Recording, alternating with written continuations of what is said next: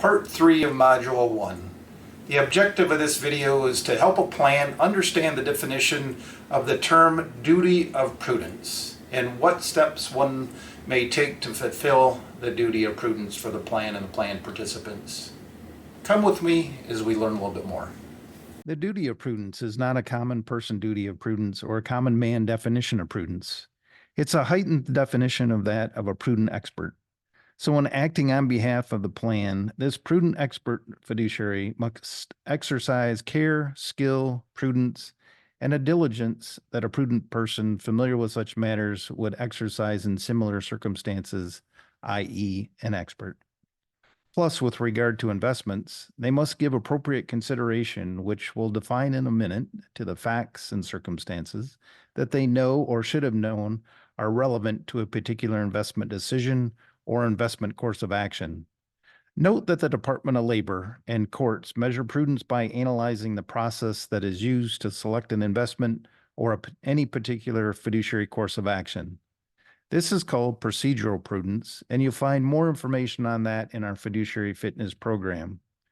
Appropriate consideration includes determination that a course of action is reasonably designed to further the purposes of the plan, including consideration of the risk of loss and the opportunity for gain associated with any particular course of action.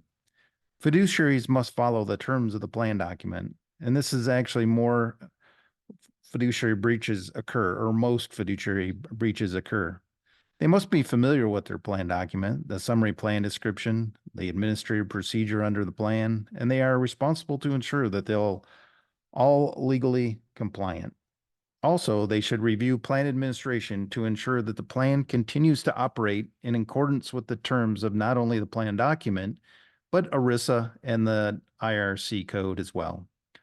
So where most plans incur breaches is by the misinterpretation of the plan document when administering the plan. Another duty of fiduciary is to diversify investments, and this has minimal application to a defined contribution plan, and it's not a high bar even at that.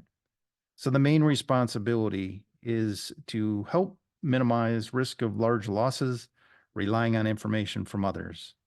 A fiduciary may rely on information provided by individuals or entities performing ministerial functions for the plan, but must exercise prudence in selecting and retaining such individuals or entities.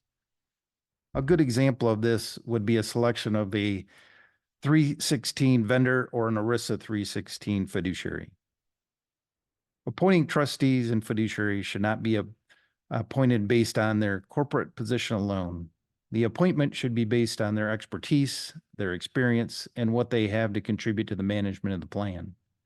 Fiduciary terms are indefinite, which means a fiduciary cannot resign from their fiduciary duties unless they do so in writing, and they're retiring from the company or terminating from the company.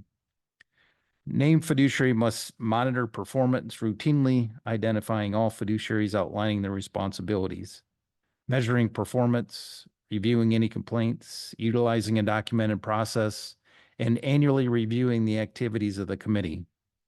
And here we would recommend the committee report to the board where the named fiduciary on an annual basis, and immediate steps must be taken if there's any fiduciary deficiencies or terminations that are consequential to the plan.